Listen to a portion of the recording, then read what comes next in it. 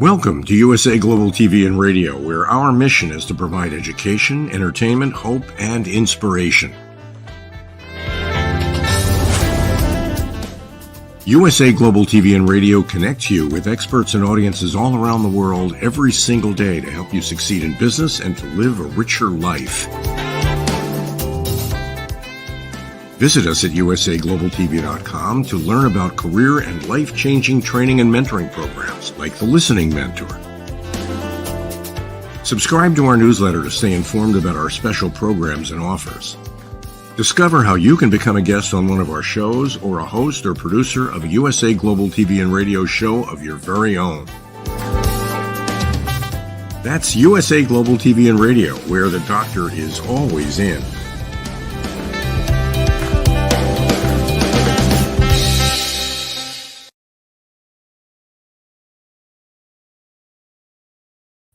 Hello and welcome to USA Global TV and Radio. My name is Caroline Heward and I'm known as the Harley Street Stress Expert. And I'm an excellent presenter and an expert presenter in today's topic, which is what is the aftermath of a narcissistic relationship? And it is part of the Mind and Body Connection series. Let's begin.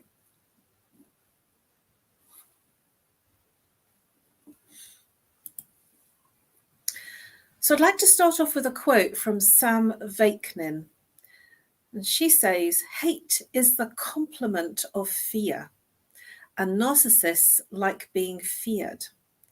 It imbues them with an intoxicating sensation of omnipotence." And what that means is that they delight in your fear. This is what they desire out of being feared. And so when you hate the narcissist, this is the opposite of fearing them. So you will fear them at the point that you're in the narcissistic relationship, and then it can, for many people, turn to hate, which complements the fear in the right way. And this fear is actually what the person that's giving you the narcissistic behavior will be challenging you with. They want the fear and they want you to hate them because that's where you're going to screw up. Thank you, Sam Vaknin.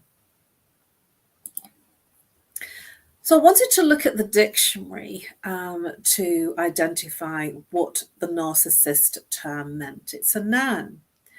And the narcissist says in the dictionary, they tend to deny flaws in themselves and put the blame on others for their personal shortcomings, misfortunes, and mistakes. Does this resonate with you? Let me read that again.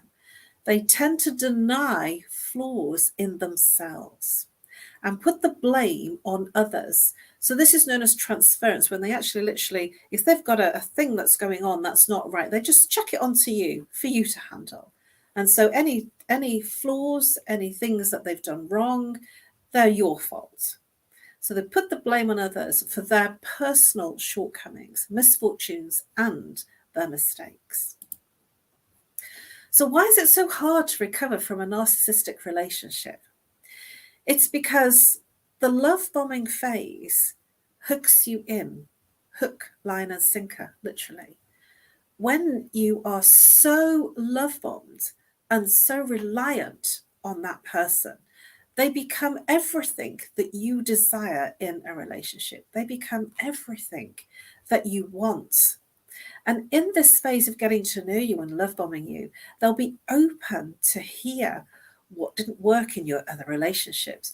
What was the things that got your guard up? What was the things that made you feel safe? And they will apply all those things. They will make all the things that were not right in your previous relationship right in this one. And they will make it so that you just see them as this perfect relationship.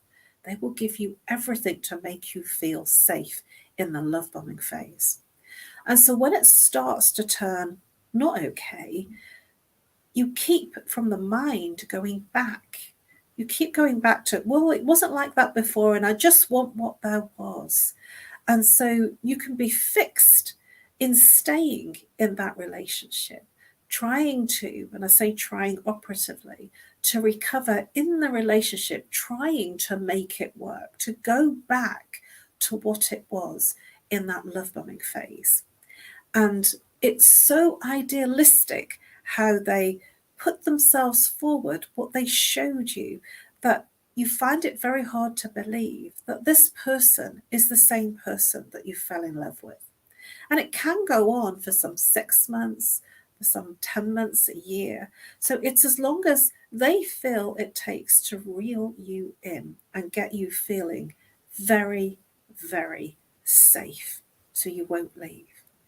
And it creates what is known as a codependent relationship, that you need them for their compliments, for their love bombing, for their whole way that they make you feel. Let me share something with you. No one can make you feel anything.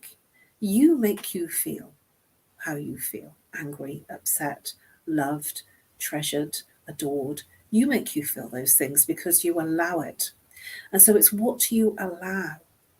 The thing is, you're so churned over in this love bombing phase that you become reliant on the other person giving you what you think you need from them. And this is why it's so hard. Even when you know it's not working and you're suffering, it's so hard to leave them, because there's something that you got from it. There was something that you felt. And this is because it was manipulated so that you felt these things. So you felt safe, you felt loved, you felt adored, you felt cherished, you felt wanted, needed. All the things that weren't right have been sorted in this relationship. And they will invest a lot of time to make sure that you feel so safe, so secure, and so loved, and so treasured, that it will be hard to understand why suddenly it changed. They won't believe it. There will be a kind of a, what? How is this happening? Why? No, they're just having an off day. Oh, they're stressed about something. If there might have been a bereavement that they're handling, they're stressed about it. So you can kind of forgive their behaviour. Oh, they've got something going on in their family. So you kind of find excuses to forgive their behaviour. But then there'll be one situation after another. And time goes on. 1 month, 2 months, 3 months, and time marches on. And you're still making excuses for what you think that you had that is now longer there. And this is the challenge, why it's hard to recover, because many people try operatively to recover that beautiful love bombing phase in that relationship, and it doesn't work. It doesn't happen. They can't get to it.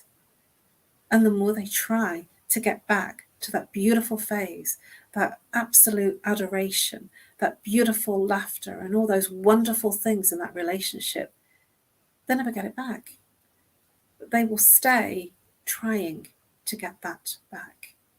And even if they take space and go back, they're filled with what was. And the reason they can't get back to it is because it wasn't real. It was made up. It was created by the narcissist to reel you in.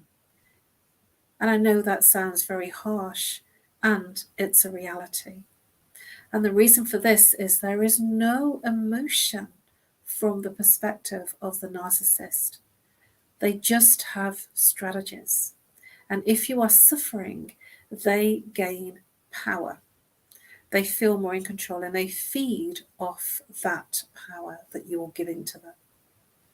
And you will come out feeling all sorts of like, did I say that?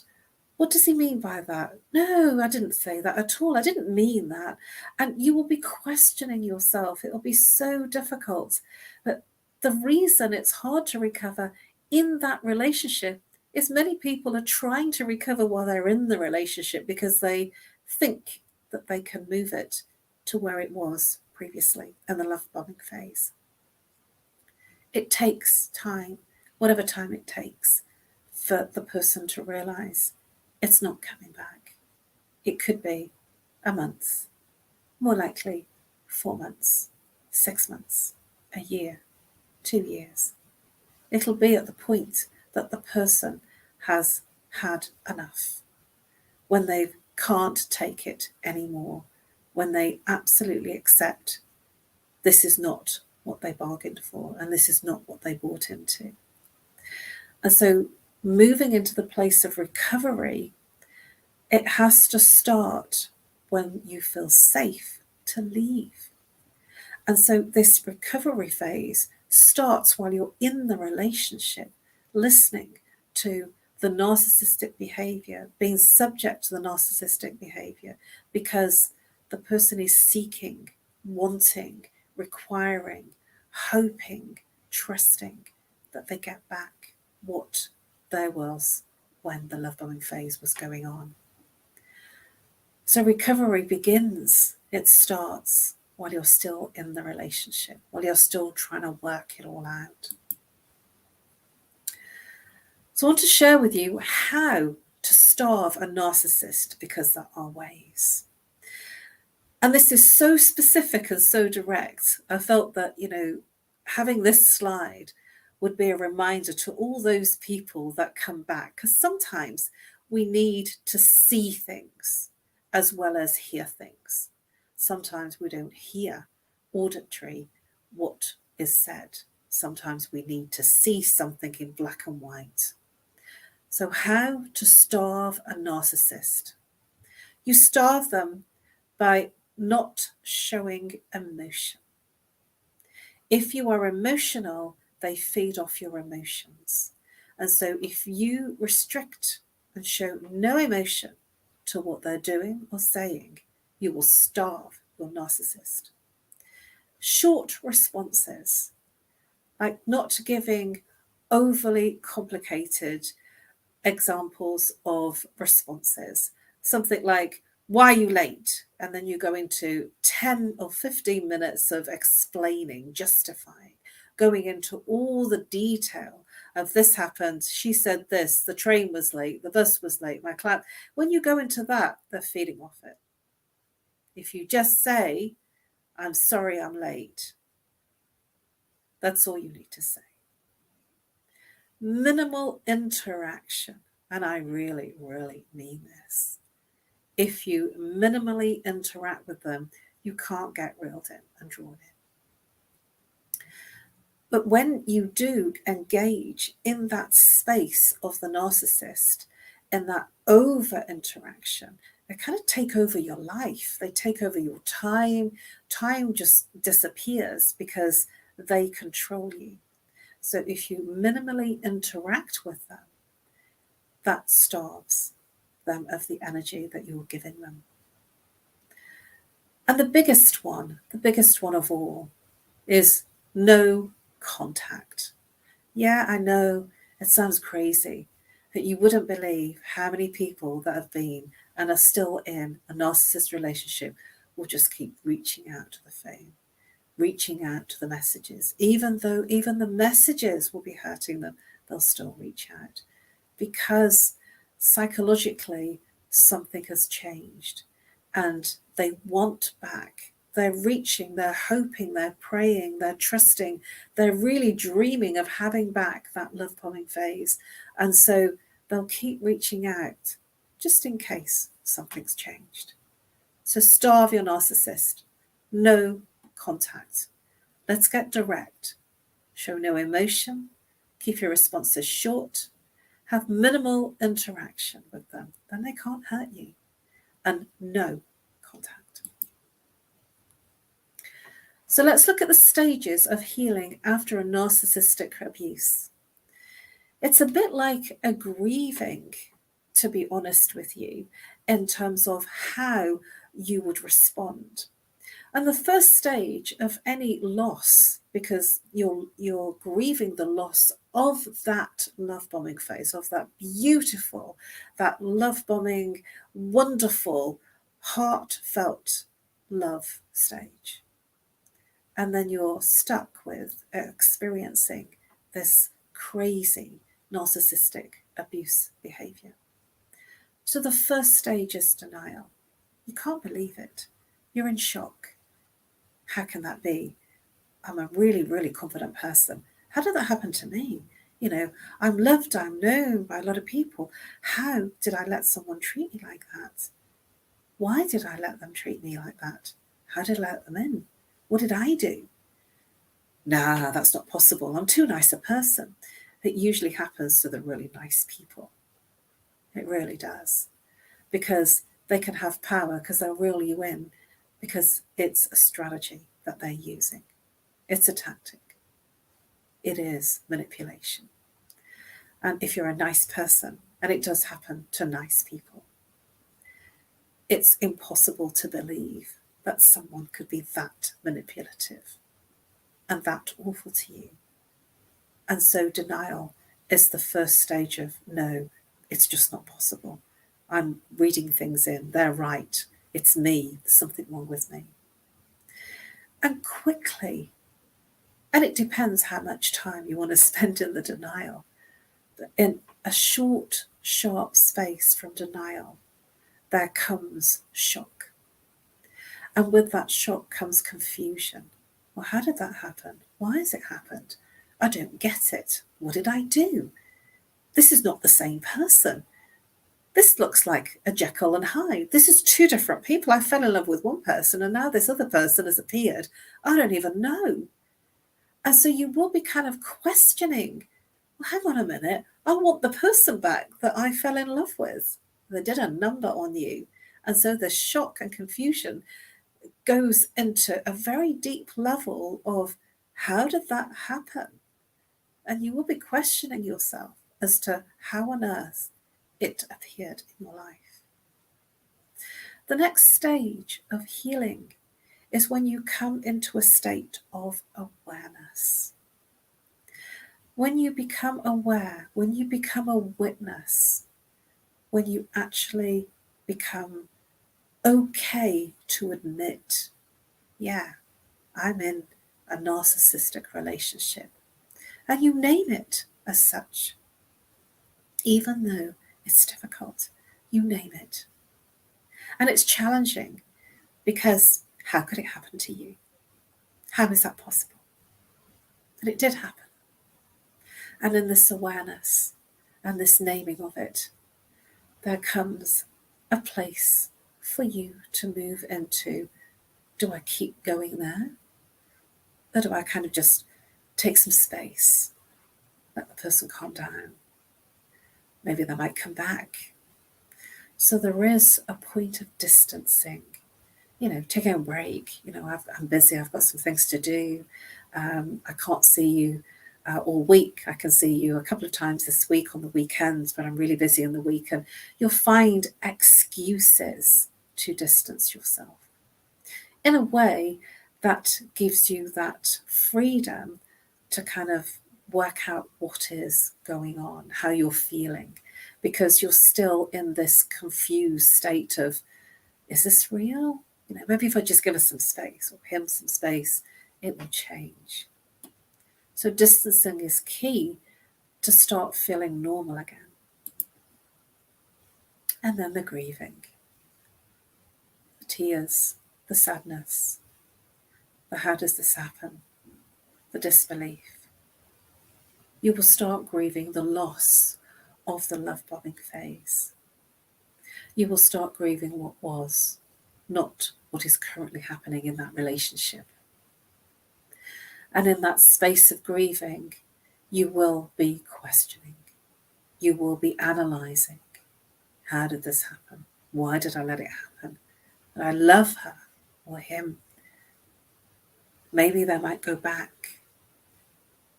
But the thing is, they are a narcissist.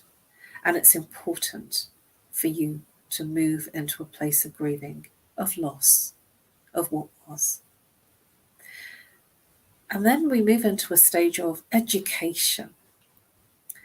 The person who's been in the narcissistic relationship will want to know, well, how did this happen? Why did it happen? And they start reading. They start reading everything they can, looking at videos, reading stuff to understand, because they want to understand why.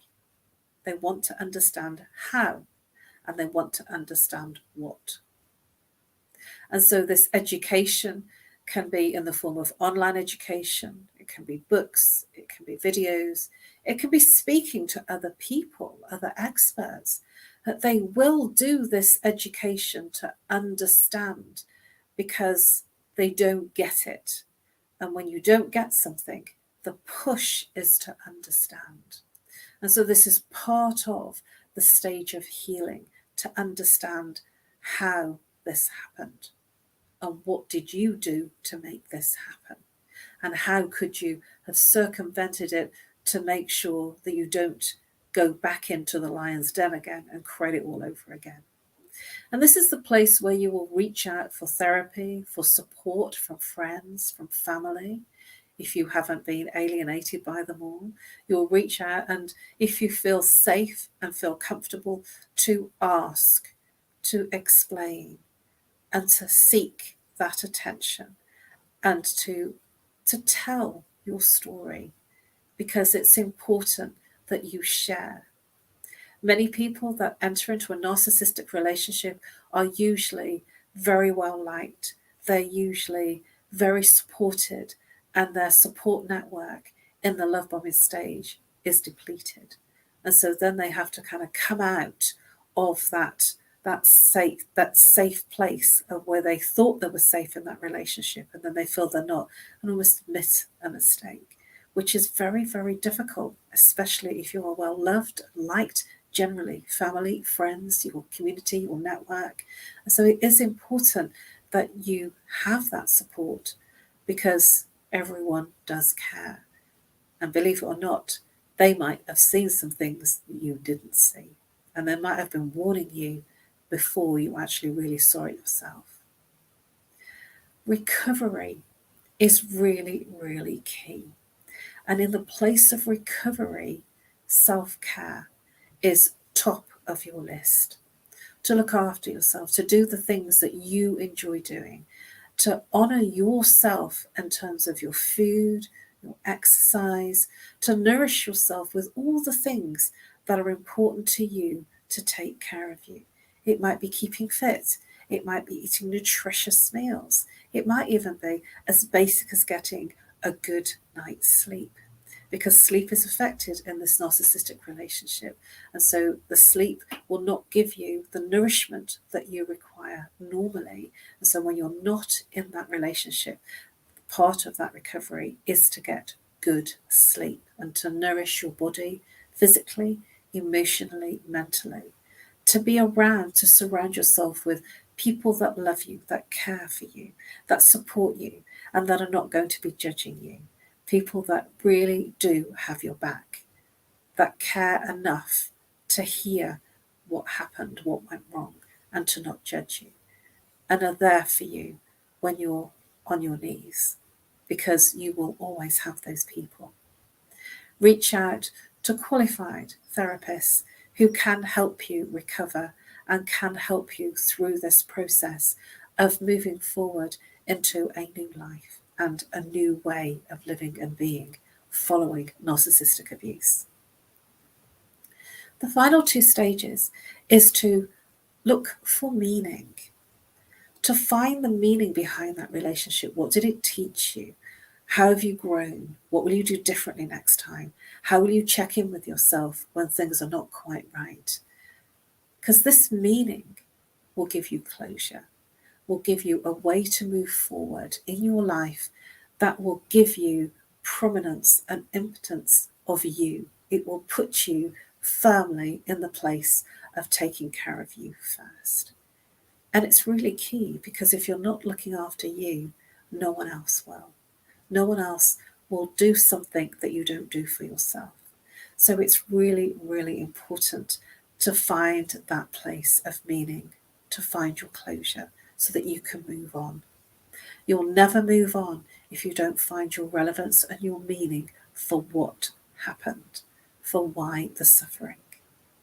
It could be that you forward it on to other people, your experience, and you help others, help them through their narcissistic healing abuse. It might be that you become knowledgeable, so knowledgeable that you can not only help yourself, that you help a community, that you become an expert, that you become the person that can help others through their personal experience. You will be amazed how many men as well as women have suffered and are suffering in a narcissistic abusive relationship. Post-traumatic stress disorder is a key challenge with anyone that has experienced this kind of narcissistic relationship. When you're not in the relationship anymore, the person can have flashbacks. It might be a word, it might be a phrase, it might be a place, it might be a drink, it might be a conversation. It could be anything. Something very normal will trigger and create a flashback. And this is what creates post-traumatic stress disorder in the person that has left the relationship. There could be nightmares where in sleep our consciousness comes alive. It's the stuff that we suppress in our daytime that we can't suppress in our nighttime. Our consciousness is always alert and it's protecting you.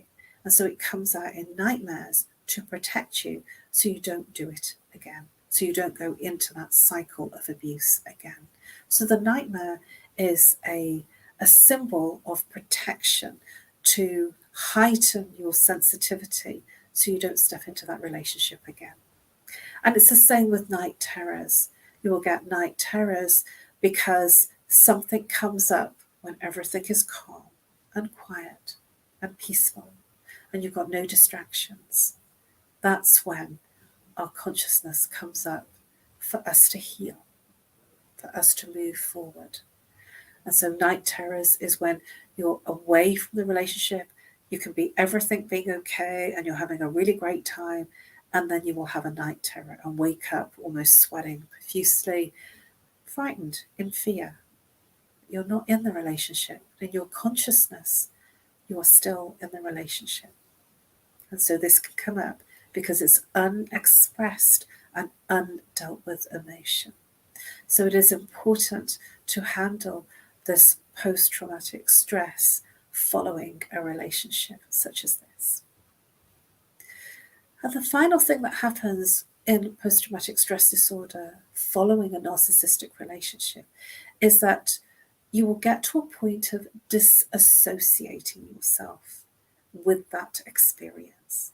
And you will almost start talking about it as, when I was in that relationship and at that time and that person. And that distances your experience from that relationship.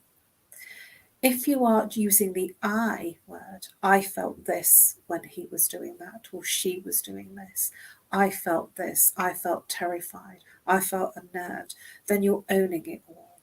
And that becomes too traumatic.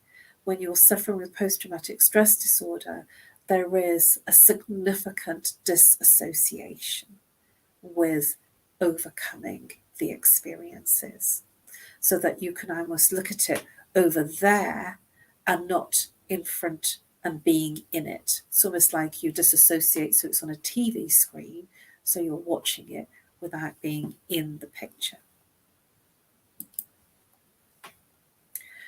I thought that this was a really interesting meme to share with you, because it is what happens when you are in a narcissistic relationship.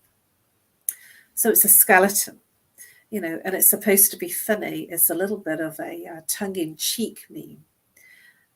Don't mind me, I am waiting for a narcissist to change and apologize and validate their pain they caused. They are never going to do that, ever.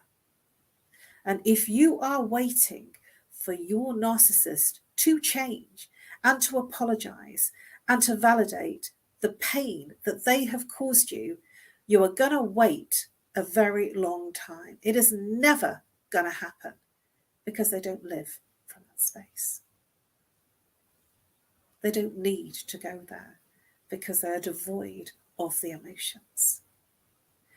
And your suffering is what they needed. They are never going to apologize. So my invitation for you is not to expect it, demand it, or want it. To move on knowing and learning and exploring your own self-healing, because they are not going to apologize, and they're not going to validate your pain. They don't care enough. They're moving on to the next person. Breaking up with a dysfunctional narcissist is like waking up from a coma.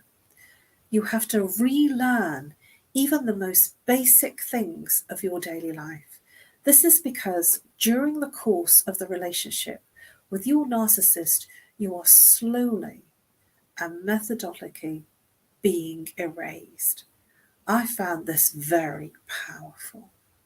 It was a really powerful insight, because that's exactly what happens.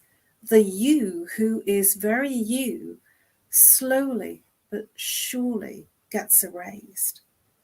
And this is what creates the codependent relationship of you not feeling safe, comfortable. You can't feel the courage to leave, because it's almost like they're building you that you need them, that you can't function without them. And so you're in their shadow. And it's almost like you wait on their word to feel right. But you're never going to be right in the eyes of the narcissist. And so the recovery, the aftermath, is to find you, to re-understand you, to rediscover who you are, what you enjoy, what you like, what you dislike, what works for you, where your boundaries are, because you allowed the narcissist to step all over them and diminish you. And even though that's difficult when you're in recovery, this is part of the journey. And because of this, there will be some self-esteem issues. There will be some confidence issues. Clearly I deserve that, or clearly there's something wrong with me. There will be issues of fear of going into another relationship because you don't want to be in that number again. There will be a sense of solitude because they will have diminished your support network, and you have to go back into those friendships, the family, to reconnect into your network. And so it is important to have an appreciation. It's not over when the relationship is over.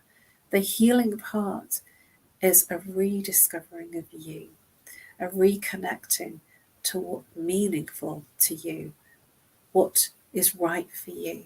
Because what's right for you is not necessarily what was right in that relationship.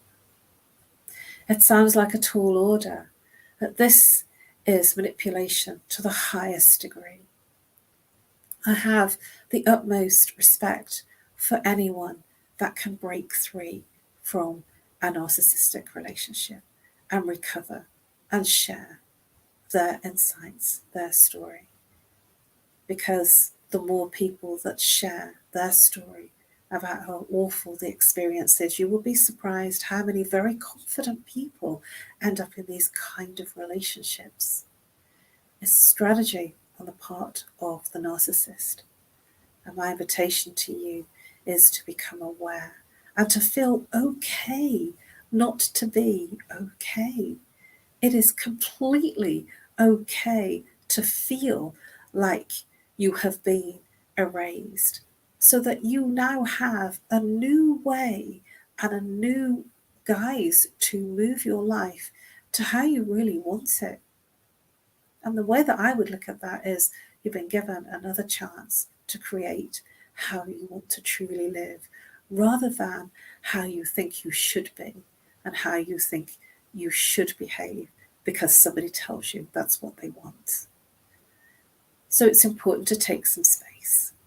It is very, very important to be on your own, to rediscover you, to rediscover who you truly are and what you truly love to do and be and what really makes you alive. And my invitation for you is to take that space because you need it. You can't go from one narcissistic relationship into another relationship because you will have the vibration of the victim from that narcissistic relationship and you will create another narcissistic relationship. So it is important, no matter how much you feel you need to be with somebody, to take time, to take the space, even though you feel you need to be with somebody. Please stay on your own and find a way through in your own self-healing. The thing that happens for many people that leave a narcissistic relationship is they go back. And my invitation for you is to become aware that this is part of the game plan. This is part of the fact that they have erased you and that they've instilled in you, put in place that you need them. None of us need anyone. We have everything inside of us. Everything.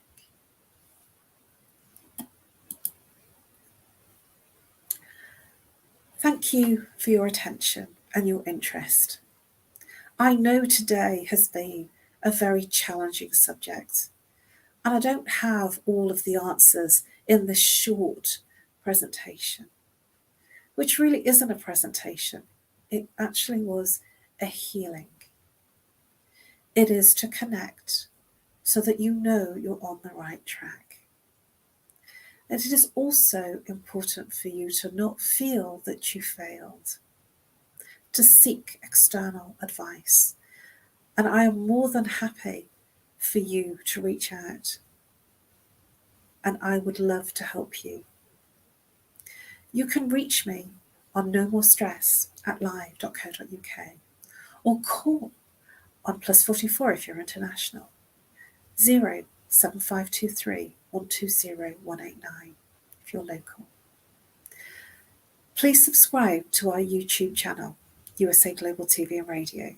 You can find all of our Talking Heads episodes under a playlist entitled Talking Heads. You'll find all of my Talking Heads episodes under my name for last year, Caroline Heward, 2022, and for this year under my name, Caroline Heward, 2023. Please do reach out. I'd be more than happy to offer you a free 30-minute consultation.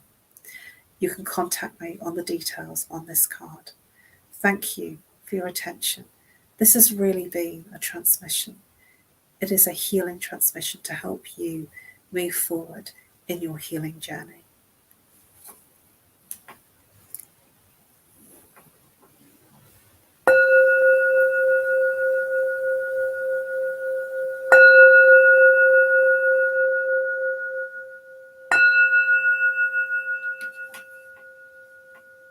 Namaste.